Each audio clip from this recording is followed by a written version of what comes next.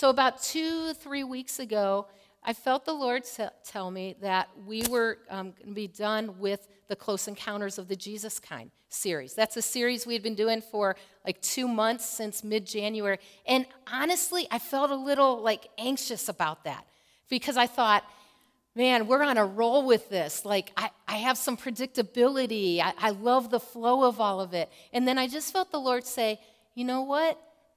It's time now that a specific word I felt was, it's time to prepare now for a new season. And I'm like, oh no, what does that mean? How do I help the church do that? And so as I prayed more and more about that, the prophet Elijah kept coming to my mind. And, I'd look for other things and I'd pray, and Elijah just kept coming back. And I'm thinking, Elijah? What does Elijah have to do with change and transition and all that? But then as I started studying it more, it became really clear to me that in the life of Elijah, he had a progression of what God was doing in him that prepared him for the things that happened in his life. And so I, prayed about it, and we talked about it kind of as a staff because I was sharing that I was struggling with that. And so it came up with this theme for our series for the next 3 weeks. Instead of Fear Factor, we're going to be doing the Elijah Factor. Anybody remember Fear Factor, the program? They had some crazy stuff, didn't they? Like things people would eat and then spiders and snakes. So we won't get that crazy in all of it. But in James 5:17, there's this connecting point where James says that Elijah was a man just like us.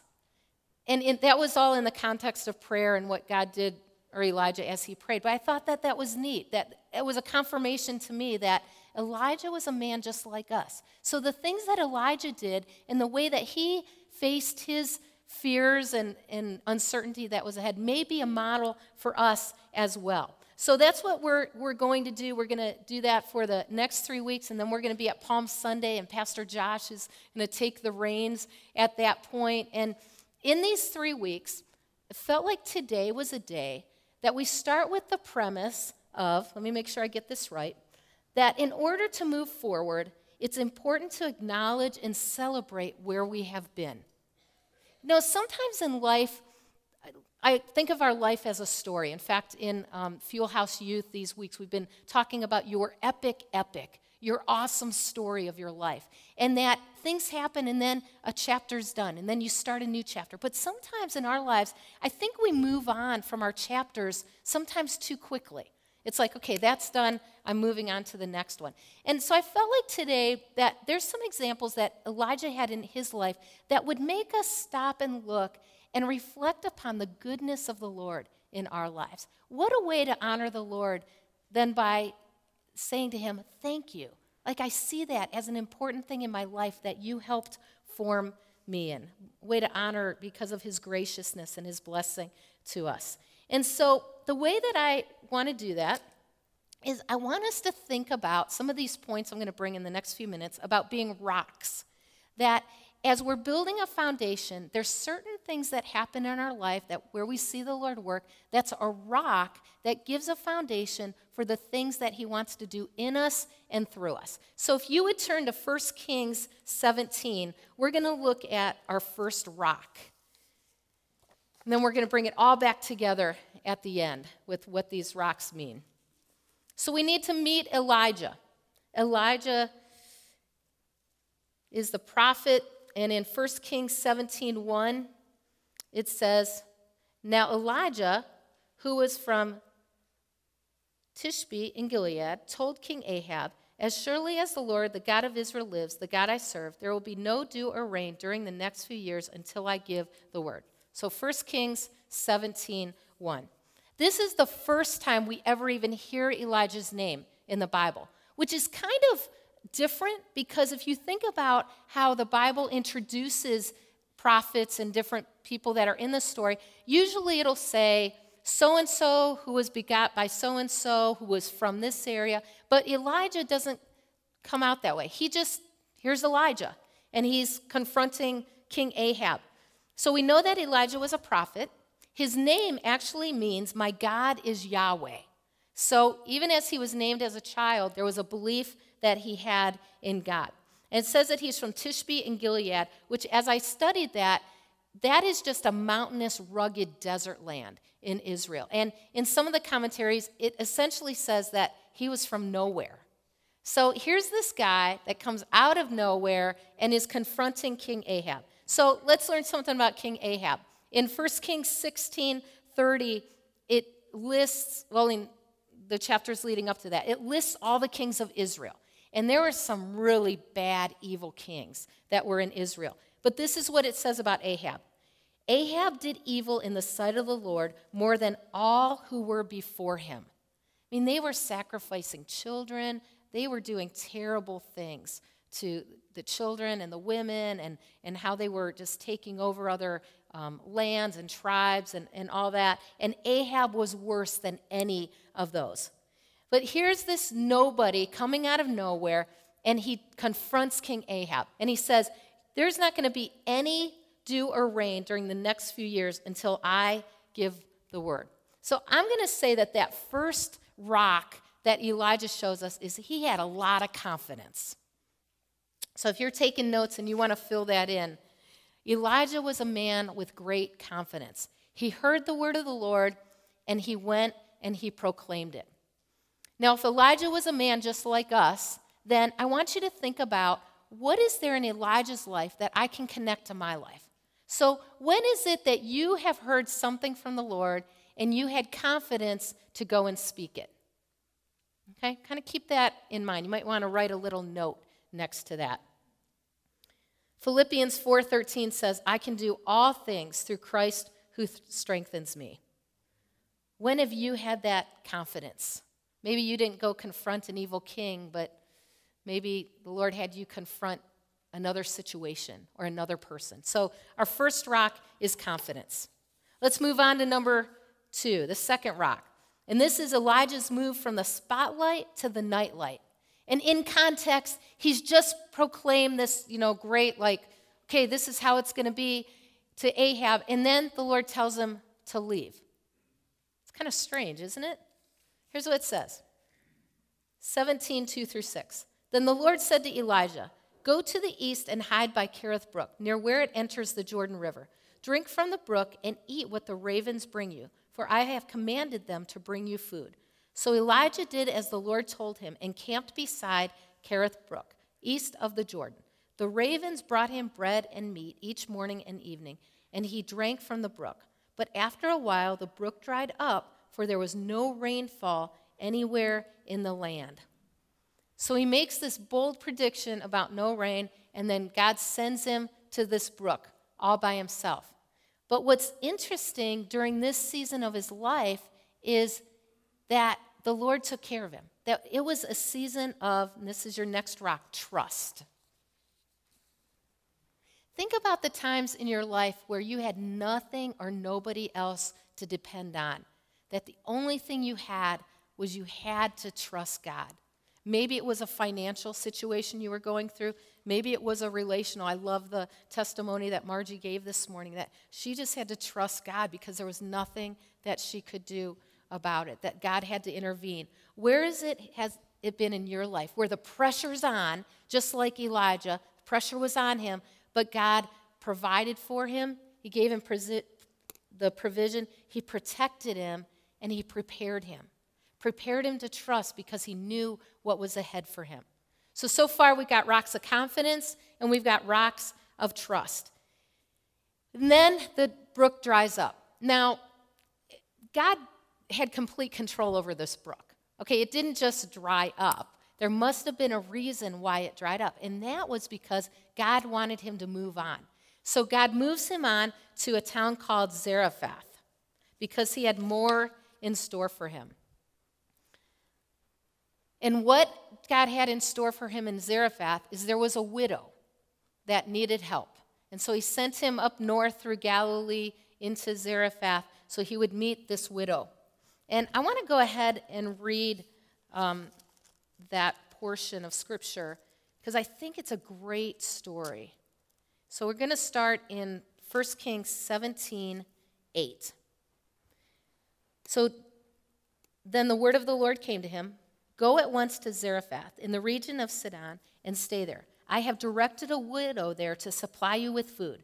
So he went to Zarephath. When he came to the town gate, a widow was there gathering sticks. He called to her and asked, "Would you bring me a little water in a jar so I may have a drink?" As she was going to get it, he called, "And bring me, please, a piece of bread." "As surely as the Lord your God lives," she replied, "I don't have any bread, only a handful of flour in a jar and a little olive oil in a jug. I'm gathering a few sticks to take home and make a meal for myself and my son, that we may eat it and die." Elijah said to her, "Don't be afraid. Go home and do as you have said. But first, make a small loaf of bread for me from what you have and bring it to me, and then make something for yourself and your son. For this is what the Lord, the God of Israel, says. The jar of flour will not be used up, and the jug of oil will not run dry until the day the Lord sends rain on the land." She went away and did as Elijah had told her. So there was food every day for Elijah and for the woman and her family, for the jar of flour was not used up, and the jug of oil did not run dry, in keeping with the word of the Lord spoken by Elijah. What a great miracle that God does through Elijah, that this woman says, "I only have a little bit, and it's just enough for us, and then we're going to die." And he says, "No, there will be flour and oil left in your containers until the Lord sends rain and crops grow again." And sure enough, in verse 16, there was always enough flour and oil left in the containers, just as the Lord had promised. Now, before I give you the word for that next rock, I want you to notice here that in the next verse, it said that sometime later, the woman's son became sick. He grew worse and worse and finally died. So he just has completed this miracle of providing for them, and then the son dies. You would think that there would be discouragement there, but this is how Elijah handled it. In verses 21 through 23, he stretched himself out over the child 3 times, and he cried out to the Lord, "O Lord my God, please let this child's life return to him." The Lord heard Elijah's prayer, and the life of the child returned, and he revived.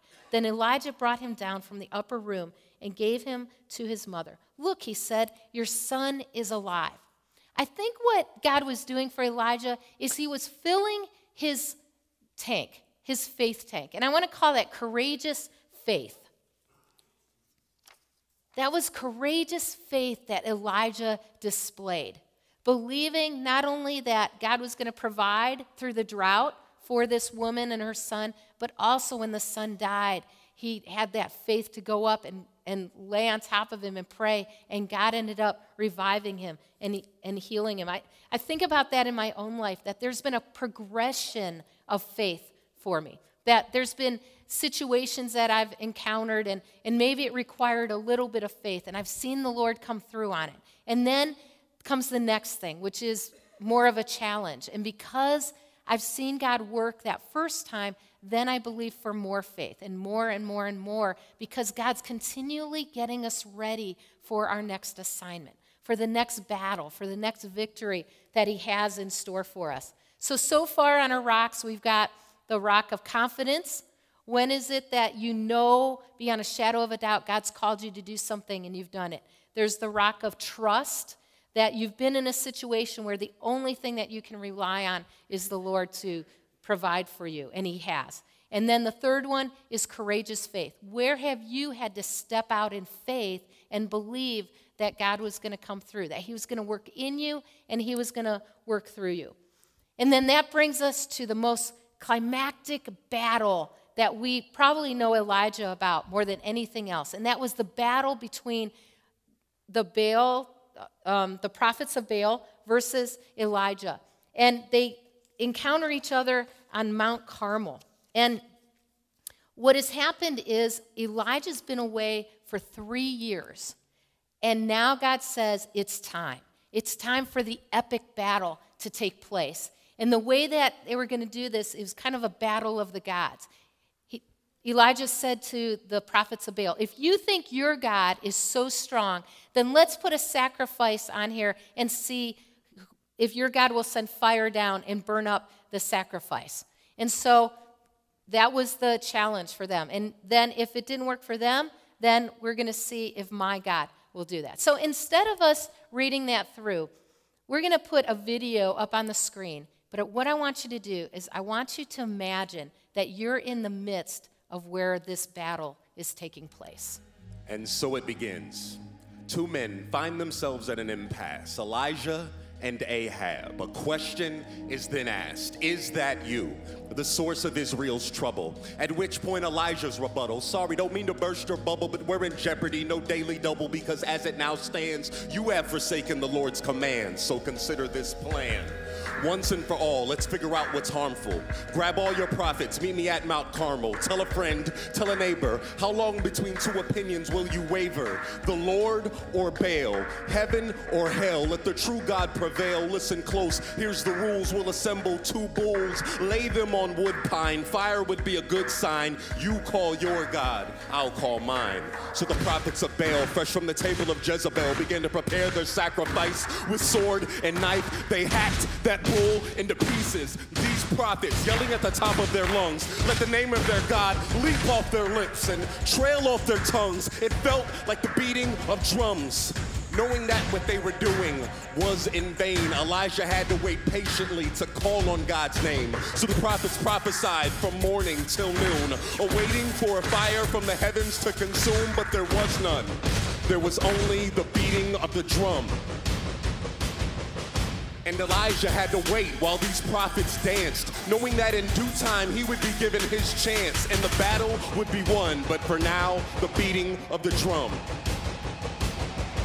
So Elijah, confident, boasting in the Lord, said, you gotta shout louder. You just can't be sure that he heard you. There is so much at stake. Baal must be asleep. You gotta shake him awake. So the prophets got louder. Then they got violent, began to cut themselves to the blood bled vibrant. Yet and still their God remained silent. Yet and still their God remained silent. Elijah's turn. He took a stone for each tribe. Your name shall be Israel. False gods turn aside. The bull he slaughtered. He repaired the altar. Took 4 large jars. He filled them with water. He prayed, answer me, Lord, so these people know in their hearts that you are Yahweh, giving us a fresh start. I am your servant, putting my trust in me. Hear my cry. And that's when suddenly fire broke through the sky. Jehovah Yahweh on full display. Israel saw this and fell on their face. The Lord is God, oh so great. The Lord is God, oh so great. Oh, I love that. I love that. The Lord is God, oh so great. But how amazing that the power of God, that's the last rock there. The power of God was displayed when Elijah went for that last battle. Elijah, a man just like you. Like, let that sink in for a minute. Sometimes we're like, well, I don't know, I'm just me. Elijah was a man or a woman just like you. And amazing things that happened through his life. His confidence, his trust, his courageous faith, and then the power of God. But there's something that we could have missed in that, and I want to bring it back to, in that story, from 1 Kings 18, 31 and 32. Because there's something that Elijah did that I think is very applicable to us as we're moving in to take new land, to a new season of ministry. And this is what it says. It says, Elijah, he took 12 stones, one to represent each of the tribes of Israel. And he used the stones to rebuild the altar in the name of the Lord. I think that's really significant to us. That what Elijah did before the power of God was displayed is he went back and he rebuilt the altar. He took the stones of Israel, each representing one of the tribes of Israel, and he rebuilt the altar. Let's look at the significance of altars. The first is that they represent the occasion and place where we have had a personal encounter with God. We just went through Close Encounters of the Jesus Kind for the last 2 months, and we looked at the encounters in our life. Where is it that we can say, there's a stone there of my encounter with God, of where I was changed? Or it's built as a monument to remember or commemorate a divine occurrence which took place at a certain location. And I think that that's so very, very important, that we don't move on from our seasons too fast, but we take that moment and we say, in our personal life, you know, this was a stone. This is where God did amazing things in my life, in my family life, and even as a church or an organization or a business or whatever it is, that we take time to acknowledge that. And there's a couple examples in Scripture that I want you to see of what some of those altars were. In Exodus 17:15, it says, Moses built an altar and called it, "The Lord is my banner." When he did this is right after the battle with the Amalekites. And this is where anytime his arms were down, the Israelites were getting beaten. But anytime that his hands were up, the Israelites were winning. And so Aaron and Hur came and held his arms up, and then they were able to defeat the Amalekites. And then Moses called that altar, "The Lord is my banner." And then the second one, Joshua 6:24. Gideon built an altar to the Lord there and called it, "The Lord is peace." He's had an encounter with God where God prepared Gideon to pull down the altars of Baal. He gave Gideon the courage that he needed. And to acknowledge that, Gideon built an altar there. And he said, "God is my peace." And then finally, one that we probably know better than any other. And it starts in Joshua 4:4. So Joshua called together the 12 men he had appointed from the Israelites, one from each tribe, and said to them, "Go over before the ark of the Lord your God into the middle of the Jordan. Each of you is to take up a stone on his shoulder according to the number of the tribes of the Israelites, to serve as a sign among you. In the future, when your children ask you, 'What do these stones mean?' tell them that the flow of the Jordan was cut off before the ark of the covenant of the Lord. When it crossed the Jordan, the waters of the Jordan were cut off. These stones are to be a memorial to the people of Israel forever." And what sticks out to me in that is verse 6. It's to serve as a sign among you in the future when your children ask you, "What do these stones mean?" And then you go on and you tell them what those stones mean. And, you know, this morning, I want us to think about these stones as we think about moving into a new season for family fellowship. I really feel like these stones represent you, that the Lord has built his church, and he's used this building, and he's brought us together. And as we look back through the seasons and the amazing things that God has done, personally in your life, in your family's life, and then corporately as a church, you know, many of you know the story that my grandparents came over from Germany back in the 1920s, early 30s, and ended up in Amherst because my grandfather was a stone cutter, and he was radically saved in front of the town hall. We call them the sisters who came from Life Bible College and brought the Foursquare Gospel to Amherst, Ohio. And the reason that I know this is because my grandfather would tell this story over and over again. He would tell us how he was an alcoholic. He would tell us how he had an anger problem and treated my grandma and his sons very, very poorly. But yet, when he was radically saved, it saved their family. And it saved our descendants to come. And as a result of that, you know, my grandfather happens to be one of the people that's on the charter for the Amherst Foursquare Church.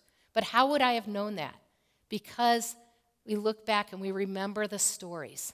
We remember the good times. And I think as we come to a conclusion this morning, I want you to think about the stones in your life. And if you look on your paper there on the back, that the bottom part I left blank. Okay? And what I want us to do is I want us to take a few minutes in closing. And I want you to reflect upon the goodness of the Lord in your life. What could you look back at and say, you know, when this happened, this was a good thing in my life. This is where I trusted the Lord and he came through. This is where I had confidence.